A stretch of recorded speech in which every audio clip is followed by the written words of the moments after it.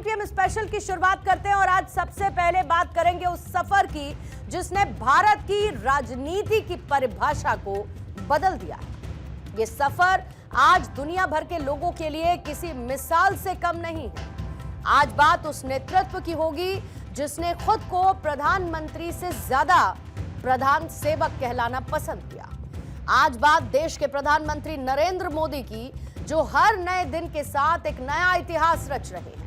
उनकी उपलब्धियों के साथ उन्हें देश के साथ साथ पूरी दुनिया से सराहना मिल रही है, बधाइयां मिल रही हैं। आज उन्होंने देश के सबसे लंबे समय तक लगातार सेवा करने वाले इलेक्टेड प्रधानमंत्री के तौर पर एक नया रिकॉर्ड बनाया और देश के पहले प्रधानमंत्री जवाहरलाल नेहरू के रिकॉर्ड को तोड़ दिया है। प्रधानमंत्री के पद पर काबिज हुए उन्हें 12 साल पूरे हो गए। प्रधानमंत्री मोदी 4,399 दिन से लगातार 24/7 देश की सेवा में जुटे हैं। लेकिन राजनीति में यह सिर्फ एक आंकड़ा नहीं होता है, ये जनता के विश्वास, जनता के भरोसे की परीक्षा होती है। इतने लंबे वक्त तक देश का नेतृत्व करना, लगातार चुनाव जीतना, आलोचनाओं के बीच भी जन समर्थन को बनाए रखना और भारत को वैश्विक मंच पर नई पहचान दिलाना, यह अपने आप में एक राजनीतिक अध्याय है। और इसी शानदार अध्याय को सेलिब्रेट करने के लिए आज राजधानी दिल्ली में प्रधानमंत्री मोदी की अध्यक्षता में एनडीए की एक बड़ी बैठक हुई और इस मीटिंग में एनडीए के ज्यादातर मुख्यमंत्री और डेप्यूटी सीएम शिरकत करने के लिए पहुंचे। इसका आयोजन भारत मंडपम में हुआ और इसके साथ ही शानदार नजारा नजर आया जब मोदी झालमुड़ी खाते हुए भी दिखे। उनके साथ बीजेपी के राष्ट्रीय अध्यक्ष नितिन नबीन साथ साथ चलते हुए नजर आए। ये कुछ तस्वीरें आपके सामने रख रहे हैं जब स्वागत किया प्रधानमंत्री नरेंद्र मोदी के भारत मंडपम पहुंचने का। चंद्रबाबू नायडू और साथ में आपको नजर आ रहे हैं नितिन नबीन, उनका स्वागत किया गया और फिर उसके बाद भारत मंडपम में कार्यक्रम की शुरुआत हुई। आज देश के दिग्गज नेताओं और मंत्रियों ने प्रधानमंत्री मोदी को उनकी इस उपलब्धि के लिए सम्मानित किया है।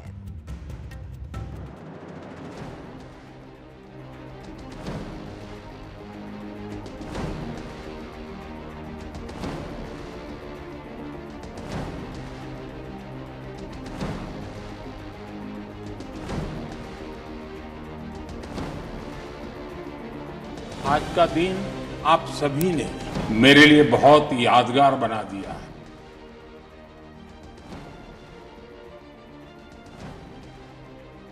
निर्वाचित प्रधानमंत्री के रूप में सबसे लंबी अवधि तक सेवा करने का अवसर, इसे मैं अपना परम सौभाग्य मानता हूं।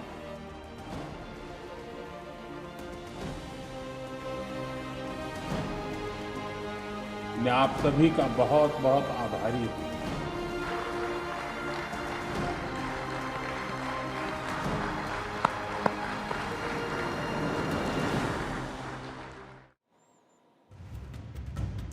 तो स्वागत की शुरुआत श्रेय के साथ हुई इन तस्वीरों में, जहां पर प्रधानमंत्री नरेंद्र मोदी झालमुड़ी खाते हुए नजर आए और न सिर्फ प्रधानमंत्री ने झालमुड़ी खाई बल्कि वहां पर मौजूद बाकी लोगों को खिलाई। इसके साथ ही शुभेंदु अधिकारी वहां पर मौजूद रहे। बंगाल में बीजेपी को बड़ी जीत मिली और इस दौरान भी एक तरफ जहां पर प्रधानमंत्री का सम्मान किया गया और एक एकजुटता का संदेश भी दिया। इस खास मौके पर प्रधानमंत्री मोदी ने अपने संबोधन में कई बड़ी बातें कही। उन्होंने साल 2014 से अब तक के अपने पॉलिटिकल सफर का पूरा लेखा जोखा देश के सामने रखा। उन्होंने साफ किया कि देश को एक कदम आगे होना है और बढ़ते जाना है।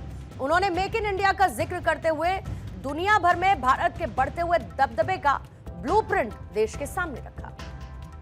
साथियों, इतने लंबे समय तक मां भारती की सेवा का सौभाग्य मिलना, ये ईश्वर की विशेष कृपा से ही संभव हो सकता है। और मेरे लिए तो जनता जनार्दन ही ईश्वर का रूप है। और इसलिए मैंने इस सेवा कार्य को हमेशा एक साधना के रूप में ही देखा है और ये साधना भी एकाकी नहीं रही है। ये एक सामूहिक यज्ञ है जिसमें आप सब ने और अनेकों साथियों ने कर्तव्य भाव से अपना योगदान दिया है। मैं आज इस यात्रा के ऐसे सभी साथियों के प्रति भी अपना आभार प्रकट करता हूं। आज देश उत्साहित है क्योंकि प्रधानमंत्री के तौर पर न सिर्फ प्रधानमंत्री मोदी ने देश को नई राह दिखाई बल्कि एक ग्लोबल लीडर के तौर पर पूरी दुनिया को शांति का रास्ता दिखाते हुए भी नजर आए। हालांकि एक सवाल जो उनके समर्थकों से लेकर उनके आलोचकों तक सभी के जहन में जरूर उठता है कि आखिर यूं ही नहीं कोई मोदी बन जाता है। दरअसल वो एक नेता नहीं बल्कि एक आंदोलन है। साल 2014 जब देश भ्रष्टाचार, नीतिगत ठहराव और निराशा के बहस में उलझा था, तब एक नेता सामने आते हैं जो ये कहता है कि मैं देश नहीं झुकने दूंगा। शुरू में मैंने कहा था, एयर स्ट्राइक के बाद मैं आया था, तब मैंने कहा था, सौगंध मुझे इस मिट्टी की, मैं देश नहीं मिटने दूंगा, मैं देश नहीं झुकने दूंगा।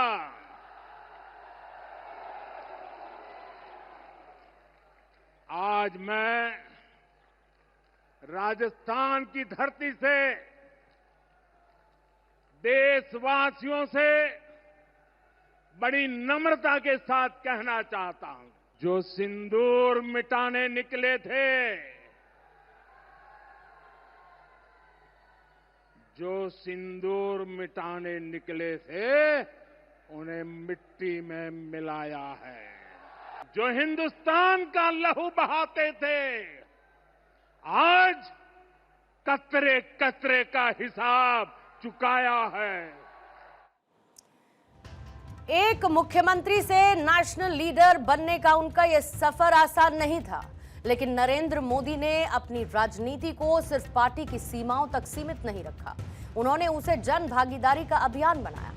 आप याद करिए, चाय पर चर्चा हो, मन की बात हो, स्वच्छ भारत हो या फिर हर घर तिरंगा, उन्होंने लोगों को सिर्फ दर्शक नहीं बल्कि देश के विकास में भागीदार बनाया। उनके निर्णायक नेतृत्व की पहचान उनके फैसलों से होती है, क्योंकि यह साफ है कि किसी सफल नेतृत्व का इवैल्यूएशन, उसका मूल्यांकन केवल भाषणों से नहीं होता है बल्कि कठिन फैसलों से भी होता है।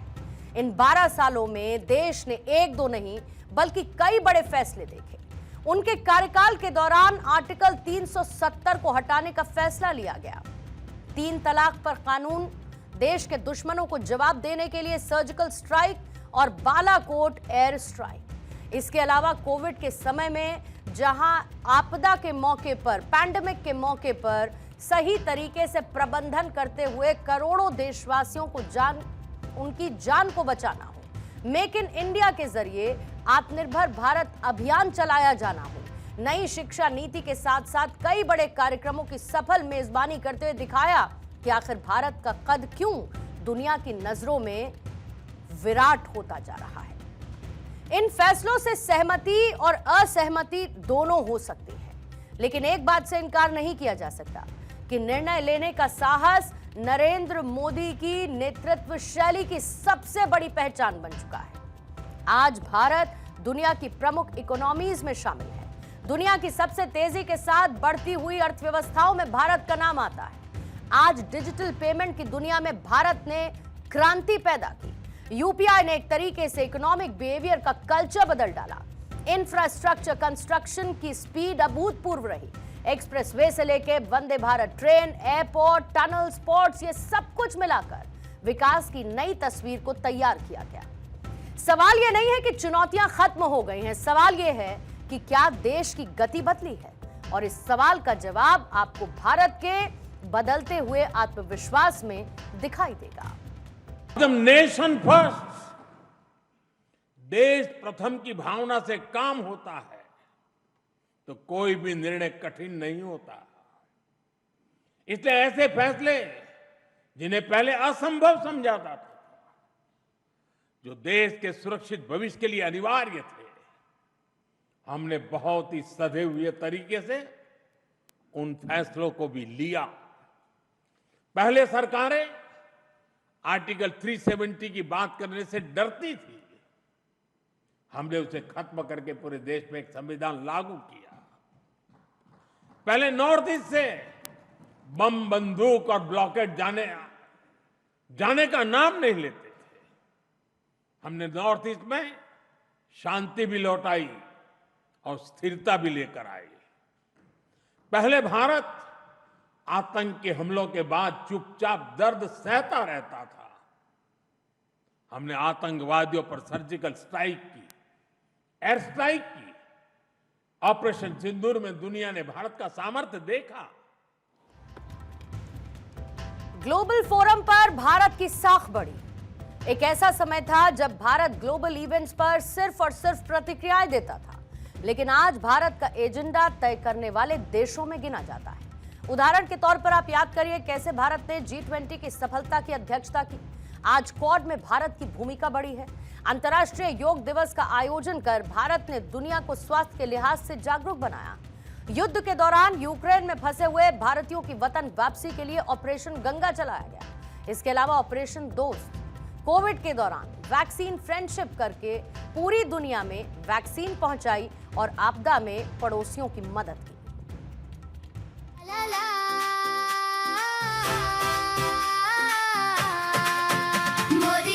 मोदी जी सुन लेना, हमें विकसित भारत दे देना। काम खूब आपने कर दिए, अब बस छूना है आसमां। मोदी जी, मोदी जी, मोदी जी, मोदी जी। पक्का घर है, नल का पानी, रोशन रोशन हर देहरी। नई सड़क है, नई कहानी, बदली है तकदीर हमारी। सबकी सेवा का सपना बन जन जन तक विश्वास गया। 12 साल विकास के ऐसे हर दिल खुशियों से भर गया। मोदी जी सुन लेना, काम खूब आपने कर दिए, अब बस छूना है आसमां। मोदी जी, मोदी जी।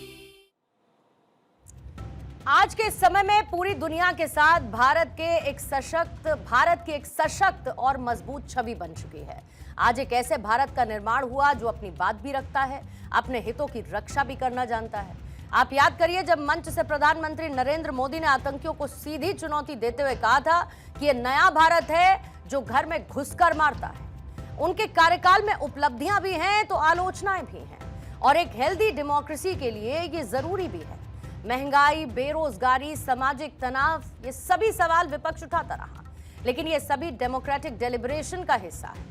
एक मजबूत नेतृत्व की पहचान ये होती है कि वो चुनौतियों के बीच में या फिर क्रिटिसिज्म के बीच में अपने एजेंडे को आगे बढ़ाने की क्षमता रखता हो। लगातार 12 सालों से नरेंद्र मोदी भारतीय राजनीति का सबसे बड़ा और सबसे मजबूत चेहरा बने हैं, और यही उनकी पॉलिटिकल एक्सेप्टेंस का सबसे बड़ा प्रूफ भी है।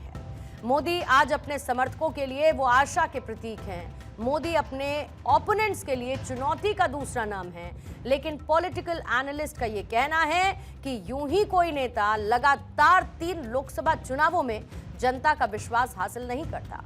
इसके पीछे कई बड़े फैक्ट्स काम करते हैं, रीजंस काम करते हैं, जैसे कई सालों की संगठनात्मक मेहनत, extra ordinary communication skills, clear political messages, निर्णायक नेतृत्व और राष्ट्रहित को केंद्र में रखने की छवि उन्हें दुनिया भर के नेताओं से अलग बनाती है। प्रधानमंत्री मोदी ने जब प्रधानमंत्री की कुर्सी संभाली तब 7 राज्यों में एनडीए का शासन था, जिसका दायरा आज की तारीख में विहंगम हो चुका है, और अब एनडीए शासित राज्यों की संख्या बढ़कर 22 हो चुकी है। किसी भी नेता के बारे में अंतिम फैसला इतिहास करता है। लेकिन वर्तमान की हकीकत यही है कि नरेंद्र मोदी ने भारतीय राजनीति की दिशा और दशा दोनों को बदल दिया।